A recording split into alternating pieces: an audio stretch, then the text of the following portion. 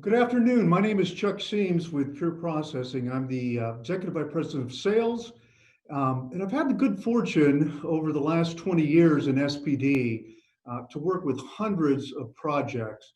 I want to talk about today projects and renovations in SPD. Is your red zone getting red zone planning attention? First of all, I'd like to thank Isham for this platform for us to exchange information, and as well, just a quick reminder to hit the check-in button so that you're eligible for the CE credits at the end of the presentation.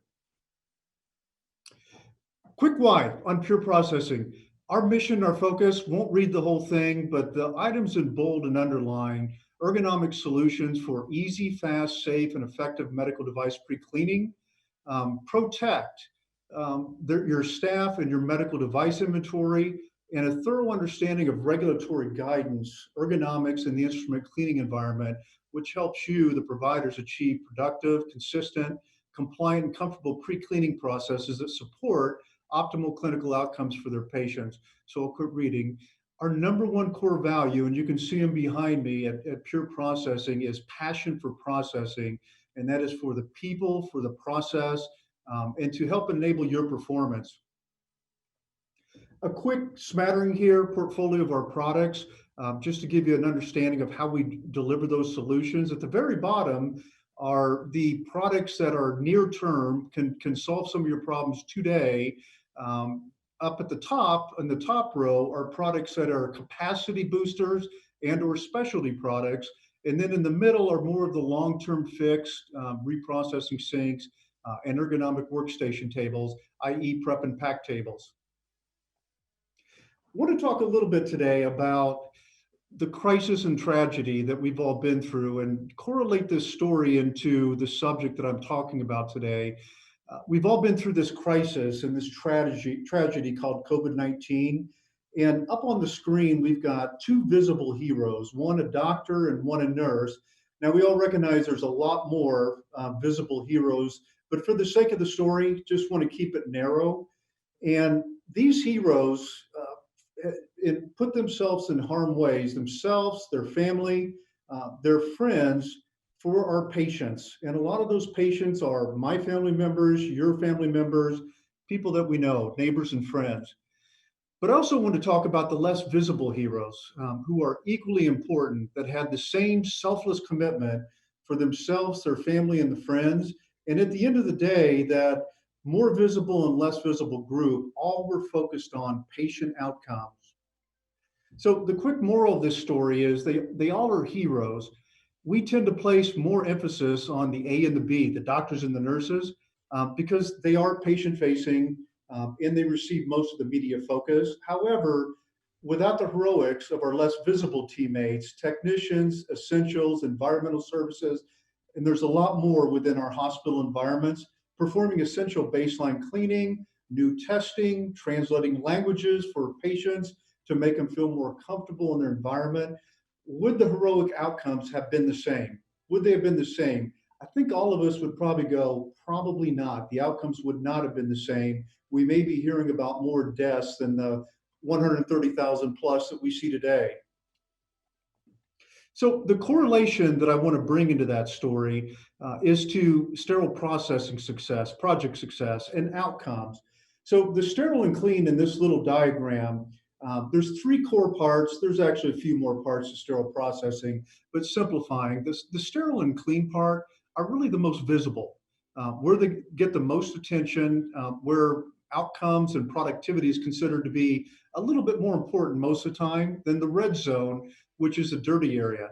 And just like to tell you a little story to illustrate that. So I've worked with a hospital in Chicago for about 20 years, used to be a manager and spent a lot of time there in projects and opportunities and working with his customers. Recently, we got a call a couple years ago. Surgeries had been down about 50%, staff was down. They were really struggling to get the outcomes and the productivity in their department because of bottlenecks. They had bottlenecks, regulatory issues, staff issues. So as we walked through the department, what became painfully obvious is that over the course of the last 20 years, both those clean areas and those sterile areas had both their footprint have both been expanded. So they've gotten larger to accommodate that larger surgical volume. And as a matter of fact, they've had 3 generations of washers and 2 generations of sterilizers during that same period of time. But the dirty room was exactly the same as it was 20 years ago, both the same footprint, same flow, same equipment, same amount of equipment. So that department is a lot more important, and that became painfully obvious to myself and the customer during that walkthrough and that time together. So the patient outcomes, we all agreed, and I think we're all agreeing that A and B, the doctor and the nurse, and then C, all were necessary for patient outcomes, the dirty area, correlating with the doctor and nurse, if you want to call this a legend. So they were all heroic outcomes, and the dirty area really is vital to SPD outcomes. And if you're unfamiliar with the dirty area, we call it the red zone, others call it the dirty area, but it's where all the gross bioburden product comes back in from all the patient care areas. And then you got soaking, flushing, sorting, rinsing, cleaning. It's a really high labor intensive area, and there's high staff exposure in this area just based upon the bioburden and the volume of instrumentation and devices that are coming down to the dirty area. So what is a red zone, this dirty area? Why does it matter? We all know this term, 20 years for me, some of you less, some of you more. Not clean, not sterile. If it's not clean, if gross bioburden removed, and then minor bioburden, and then fractional bioburden, you can't sterilize bioburden. Cleaning is a process from a regulatory perspective that's highly accretive to sterilization and reduction of infections. Peruse through ANSI/AAMI ST79, you'll see how important cleaning is, and you'll see how important cleaning is in IFUs from your device manufacturers. And we all understand that in the red zone in SPD, we want things to be aspiration is 100% sterile and 100% on-time desired outcome. Those are always the goals in sterile processing. So let me tell you a little bit about when the red zone dirty area is minimized and bring in the voice of some of our customers, both in aggregate and some individual quotations. Now, keep in mind, a lot of you on the call today, these might be your voices because we've talked to a lot of customers about this situation. A lot of customers have come to us at Pure Processing because of this situation. So we're going to talk about productivity, processes, and people. So SPD productivity is an aggregate of our voices from our customers, indicate we create in advance our own department bottleneck when we don't do the appropriate planning for the red zone, for the dirty side. And then our individual quote from an SPD manager who is now a consultant, so goes to a bunch of different departments to help fix things. His comment was the majority of the dirty side in departments we walk into are undersynced and undersonic. He also did indicate they're undersized, but the dirty side impacts all areas of SPD, and SPD impacts all patient care environments. It's a pretty powerful statement. Processes are compromised. So I've just named a few here of the processes that could be compromised, but the issue is when the decisions oftentimes our employees and our management team, they have to choose quantity, oftentimes outweighs quality. We've got a production schedule, we've got surgeries, we got to get this stuff moving through. And some of the quality goes at the wayside when you haven't done the pre-planning to right-size yourself for this department. People are impacted. So overwhelmed, sick, leave, hard to replace aging population. We've got a lot of technicians who have been doing this 15 to 20 years. And when they leave, they will be near impossible to replace their capability, their skill level, their passion for what they were doing. And our SPD manager, now consultant, says often our decontaminant dirty side has less than 10% of our SPD staff. These critical workers are hard to find, hard to replace. Everyone in the department volunteers to cover clean and sterile during lunch breaks, but nobody volunteers to cover dirty. So most of you, I think, can relate to that. So part two here, the first part was the sterile and SPD begins here. I'm making an argument. This dirty zone is as critical as your clean and sterile when it comes to outcomes around people, around processes, and around productivity. So let me take you a little bit further in the voice of our SPD customers for their objectives for success, which many of them are you on the webcast today. The four things they came up with in terms of key objectives that we tend to guide ourselves by is scalable productivity. Is it planned for both your level of capability today, but certainly in the future? It's more of a plan for, not react to, but because the time we end up reacting to it, we're probably already 6 to 9 months behind. It's going to create a lot of people, process, productivity issues. Staff impact, regulation compliant products, and regulation compliant processes.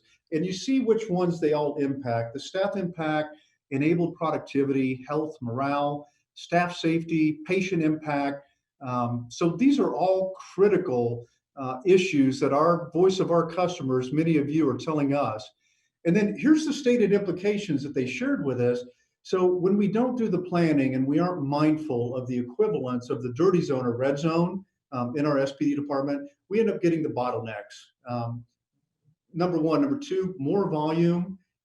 That's going to continue to happen on a more regular basis. And the devices have become so much more complex. What used to be 2 to 3 pieces in the past now maybe breaks down to 6 pieces. Well, you've just doubled your volume in what you have to process and get through your department.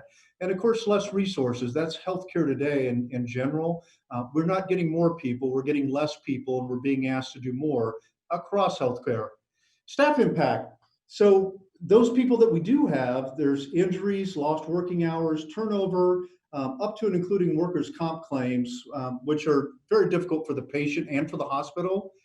Going into regulation compliant products, built in to work for instead of working around. These are more about your staff.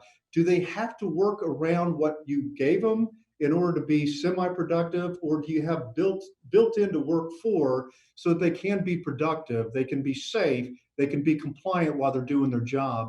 And of course, JACO readiness now and in the future, feeling confident that you're compliant when you open a new department or buy a new piece of equipment, and certainly in the future that it's going to stay that way because it was built and designed accordingly. And then regulation compliant processes, right? The 100% sterile, 100% on time.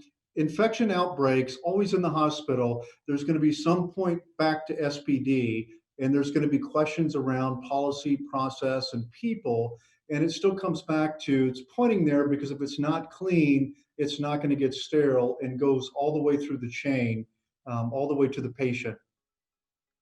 So planning for success, how can you begin to think about and plan for success? And what I'll call dirty planning will be the third section of this presentation. If you bought into that dirty planning time, putting mind and effort and getting in early to secure your time, your space, and your equipment, what have you, is important to you, then you'll probably agree that putting that time in, you're going to have a likelihood of sterile is going to be higher, if I can spit that out. Your bottlenecks are going to be reduced. Your SPD productivity is going to go up. If you got a bottleneck in that first department, it's not going to be able to speed up through your clean and sterile and then distribution. It just doesn't work that way. Wish we could catch up, and oftentimes we have to. Staff engage, having the department and the equipment and all the accoutrements working for them, and not around, that they have to work around them. And of course, always, if we believe that there's a higher likelihood of sterility because of better dirty planning and better execution in that department, we know there's going to be some better patient outcomes for sure. So there is some C help against these objectives, i.e. just like the less visible people we saw earlier, there's some less visible folks that can help you with this. So just touching back against these red zone objectives that our voice of customers brought up to us. And I'd like to share with you a little bit about how we can help you do this. If you remember, scalable productivity, staff impact, regulation compliant products, and then regulation compliant processes. Scalable productivity, plan for now and future. So we can help you out with time and motion studies, just doing the observation of what you're doing now and understanding how compliant, is there compliance opportunities? And how are you flowing and processing right now will give us a great understanding of how do we fix a little bit of this as we're planning on expansion. Device assessment, both present and future. We've got some insight as to future devices because we work with a lot of customers, but just being able to count those and understand what is going to be processed and how it's going to need to be processed really helps feed into the time and motion. Workflow assessment, your staff, where are they at? How many people at each station? How are they going to flow as the instruments flow through the department? And being able to kind of point that out in advance, how it would be optimal if we change things and turn the departments just a little bit in order for better workflow assessment. And then drawings. So the one thing I would tell you about drawings, if we don't get drawings and spatial visualization into the architectural drawings, then that additional space that you're fighting for, it doesn't exist. It's got to be in the drawings and the architect drawings. And then once you get the space, you've got to fight for the space because it is an easy place to give up on that space. Surgical will get more of it. The rest of your departments will get more of it. But I'm telling you, you need the red zone space in order to make sure you're not bottlenecking up that department. And then a few other things, customize equipment to fit your space, whether it's new, renovation, or replacement, built to fit your space, not having to add space in order to fit equipment. Customize equipment for optimal productivity, ergonomics, safety elements, and of course for optimal staff safety. Here's help with the staff impact with your technicians. So you can look at the photo on the left and say, this is the sins of our past on the left. Both manufacturers and hospitals, manufacturers sold what they had and hospitals bought what they had. You look over on the right and see the evolution. You no longer are required to just buy what's available. You can buy it custom and have it fit your department with exactly the way you want it. And the most notable thing on the left, you go, how long can they work in that position? How long will they be productive in that position? How long until they are injured and lose a lot of working time? And is that the right thing to do for our staff, right? On the right-hand side, you've got somebody who's standing with their elbows at hip level, and because the sink moves up and down with everything attached to it, they're basically going to shoulder level, which is the optimal working height from an ergonomic perspective throughout the course of an 8-hour shift. So staff impact for your technicians is critically important. Staff impact for the rest of your team. You got facilities, you've got construction, a bunch of other folks that are part of your team. And the one thing I would remind everybody is that oftentimes, either in a renovation or just a replacement, your cost of construction is 3 to 4 times more the cost of equipment. And sometimes that just stops your ability to get something like this in order to proceed. What we've tried to do here is really try to make it as simple for your facilities and your construction team. So if you take a look at the picture of the reprocessing sink on the left, and you count up all the things that have power to it, there's 12, I counted. You need one outlet for that sink, because we've taken all the power outlets and we put them underneath the sink, and we've channeled all those cords that naturally or normally are in the middle of your workspace. They go behind the sink and you go one plug into your facility. So that's one way. It's not a big old electrical job if you're trying to bring in a new sink in a current space. And then the one on the right with height adjustable sinks, fantastic. It's the first stop with ergonomics. But the plumbing and plumbing codes all across the country are very difficult to make these work in a lot of facilities and do it right according to plumbing codes and make it functional. So we've just built the telescoping drains and drain assemblies at the bottom of it. So all your plumbing team has to do is cut into one side of it or in the middle of it and run it out to your floor drain and or to your wall drain. So just a one pop into your wall as opposed to having to do all that plumbing. That's important for the rest of your facilities, but it's also important for you to be able to afford to do something now without the major cost of construction. Help against red zone objectives, regulation compliant products. Just go down the list here. If your manufacturer is following the ANSI, AMI, OSHA, CDC in their design and in their manufacturing of the products, you're already following those Joint Commission reviews that's probably going to cover the majority of these that are on this list. So already regulation compliant products don't leave you scrambling on the back end trying to make your products and your installations regulation compliant. Staff safety, ergonomics, incredibly critical. I just want to bring to your attention that Most of the time in our healthcare environment, when we talk about ergonomics on reprocessing things, most customers go, "Oh, great, they're height adjustable," and that is true. That is a basically the table stakes for ergonomics. But really, ergonomics is so much more. And I'm going to point out a few features on some of the more premier and custom sinks. So we've got the back wall and pegboard accessories that attach to the sink and move up and down with the unit. So they're always moving up and down with the 5'2" employee or the 6'2" employee.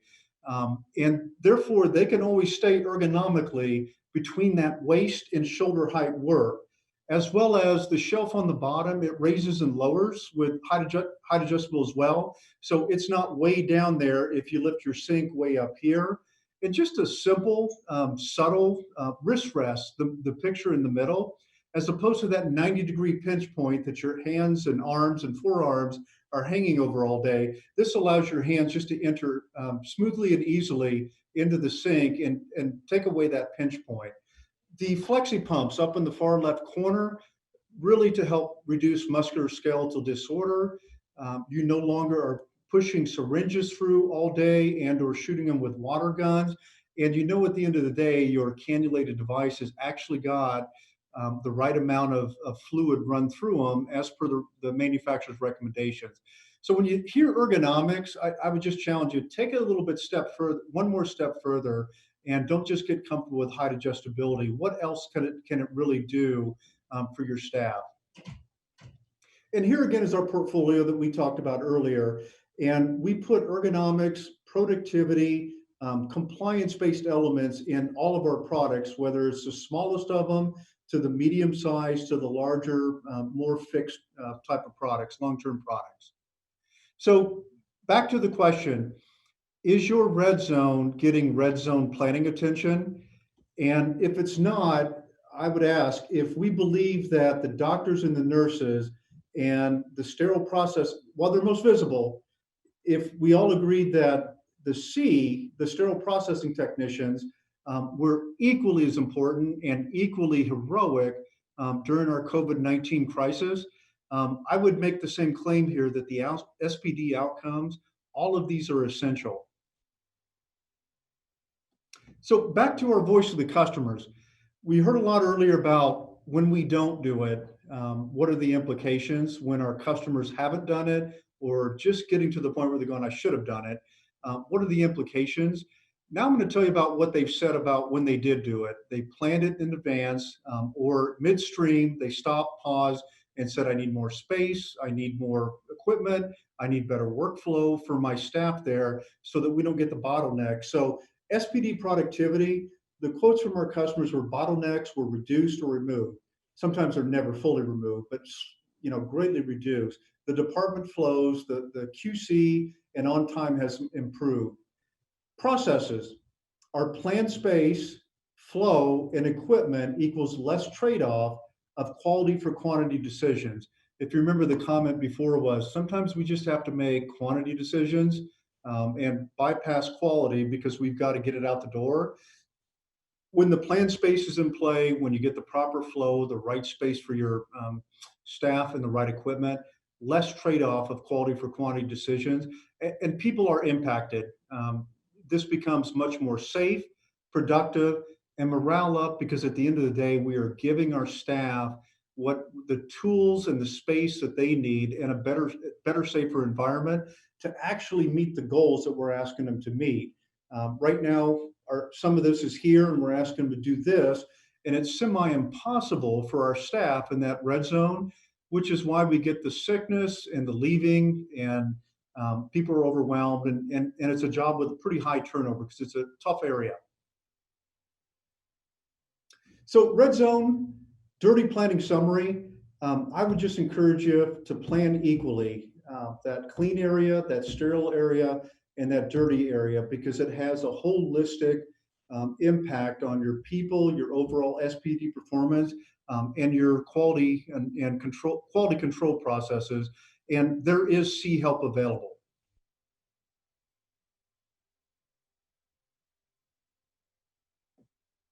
So I'm going to check on the questions here.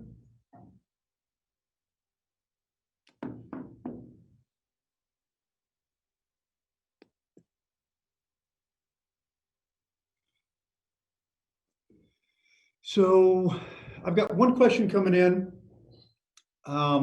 It says, our new generation robotic arms have outgrown our old sink basins. How could you help us?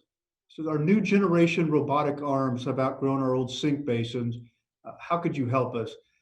So that's an excellent question because that's one we deal with on a regular basis. They're getting longer. I think we're up to maybe 26. We're maybe pushing on 27 inches. And most old sink bays are only about 22 to 24 inches. So you stand them in there cockeyed and you do a 30-minute soak on this end, then you turn it over and do a 30-minute soak on that end. Number one, we could build your custom basins in a new sink. That'd be the easy answer. Maybe you don't have the money to do that right now. We also have interim capacities called XI sinks or mobile soaking stations, in which you can add capacity to your apartment, keep that separated from your normal sinks because of the 30-minute soak and process your robotics all on its own. So that would be probably the interim capacity solution. But longer term, as these robotic arms continue to get longer and longer, you're probably going to have to go to the wider basins. 30 becomes pretty standard right now with what we build. There may come a day here we need to go 32, 33, 34 in order to accommodate some of these robotic arms. Let's hope they don't get that long. See if there's anything else.